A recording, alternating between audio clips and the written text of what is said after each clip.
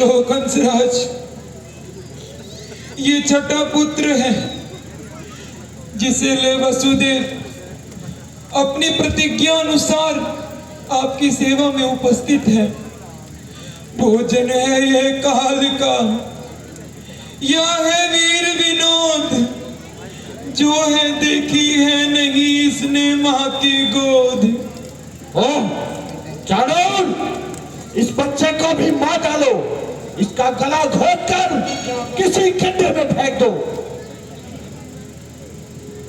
नहीं नहीं। ठहरो चाणूर, ये बालक मुझे दे दो। तुम इसका क्या करोगे अक्रूर? मैं इसका क्या करूंगा? मैं इसका वही करूंगा जो एक अनाथ बालक के लिए सज्जन हृदय किया करता है। मैं इसका वही करूंगा जो एक गाय के बछड़े के लिए गोभक्त ब्राह्मण किया करता है। अर्थात मैं इसे पालूंगा, मैं इसे जीवित रखूंगा। ओह, अब तक मैं समझता था कि एक बाप के हृदय में ही बच्चों का मोह होता है, परंतु नहीं, वह तो औरों को भी प्यारा होता है। परंतु वह तो मेरा भोजन है अक्रूर। अब तक मैंने अपना संबंधी समझकर तुम्हें कुछ नहीं कहा, परंतु अब मैं देखता हूँ कि तुम अपनी सीमा छोड़ रहे हो। और मैं भी देखता हूँ राजन कि तुम हद से ज्यादा बढ़ रहे हो। वह कैसे? वह ऐसे कि देवकी का 8वां पुत्र आपके क्रोध की सामग्री है, परंतु आपने तो अब तक 5 बालकों को मार डाला और अभी छठे को भी मारने जा रहे हैं। खोल कर आंखों को देखो, ये अबोध अनजान है, कुछ नहीं इसको अभी अच्छे बुरे का ज्ञान है। मांस का एक लोथड़ा है, बेखिला एक फूल है, इसका वध अन्याय है, अपराध है और भूल है। ओह कंसराज, तुम अक्रूर होते और अक्रूर तुम्हारी जगह होता तो कितना अच्छा होता। अक्रूर, पिछले बालकों का वध करते समय भी तुमने इसी प्रकार से हद किया था। बार बार तुम्हारा विरोध करना बिल्कुल भी ठीक नहीं है। और मैं भी कहता हूँ राजन कि प्रत्येक बालक पर तुम्हारा क्रोध करना ठीक नहीं। कर सके अपनी न जो रक्षा कभी, मारते उसको नहीं योद्धा कभी। बाल हत्या पापियों का कर्म है, शूरवीरों का नहीं ये धर्म है। मैं पापी हूँ अक्रूर, मुंह संभालो। हाँ राजन, तुम उल्टे मार्ग पर जा रहे हो, अपने शासन की बागडोर संभालो। यह बच्चा, ये नन्हा सा बच्चा, कोई इसकी माँ से जाकर पूछे कि यह कौन है। कोई इसके बाप के हृदय में झांक कर देखे कि यह कौन है। क्षमा मथुरापति क्षमा, मैं कहता हूँ इसके माँ बाप की तरफ नहीं तो इस बच्चे की तरफ देखकर इसे क्षमा कीजिए। मेरी तरफ नहीं, अपनी तरफ नहीं तो उस परमात्मा की तरफ देखकर इसे क्षमा कीजिए। अपनी नहीं, मारा जाएगा। मारा जाएगा? नारद जी, ये आप क्या कह रहे हैं? ठीक कह रहा हूँ अक्रूर जी, इधर आइए, हम तुम्हें समझाते हैं। अक्रूर जी, भगवान 7 लोगों से अपनी 7 शक्तियाँ पहले भेजेंगे, तब 8वीं बार स्वयं आएंगे।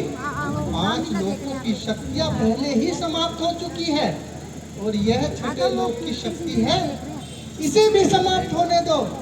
अभी तो 8वें लोक से गोविंद हितकारी, भूभारहारी, ओम पुरुषोत्तम अत्यंत शीघ्र इस भूमंडल पर आएंगे।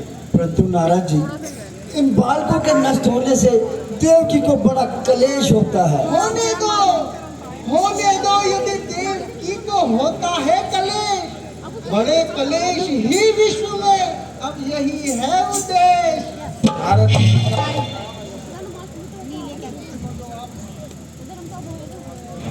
अक्रूर जी को जो आप समझा रहे हैं वह प्रकट ही में सबके सामने क्यों न समझाइए। इस गुप्त भाषण को हटाइए। वही करता हूँ राजन, वही करता हूँ।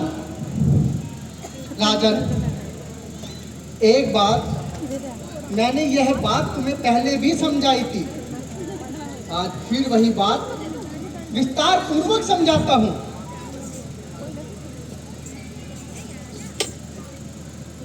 महाराज, इस कमल की पंखुड़ियों को गिनकर तो बताइए जरा कितनी है? 1 2 3 4 5 6 7 8 8 है। इसमें से पहली पंखुड़ी कौन सी है और आठवीं कौन सी है? सभी पहली और सभी आठवीं है। इस अष्टदल कमल की भांति पहला बच्चा भी आठवां हो सकता है और आठवां भी नारायण नारायण आठवां हो सकता है राजन। और दूसरा, तीसरा, चौथा, पांचवा, छठा इत्यादि वह सभी आठवें हो सकते हैं राजन। समझ गए ना राजन? क्या? समझ गए अक्रूर जी? नारायण नारायण। सब समझ गए, परंतु ये वसुदेव नहीं समझा। हे बाप के हृदय, तू क्यों नहीं समझता? तू क्यों नहीं समझता? निश्चित होगा वध करने योग्य है। जानो, इस बालक को मेरे पास लाओ, मैं इसे अभी इस शिला पर पटक कर मार दूंगा। देख लूंगा अब कहाँ बचता है मेरे जाल से। खींच लाऊंगा पकड़ आकाश से पाताल से। काल किसका? मैं स्वयं काल का दक्ष हूं, शत्रुओं का वंशहारी ध्वंसकारी।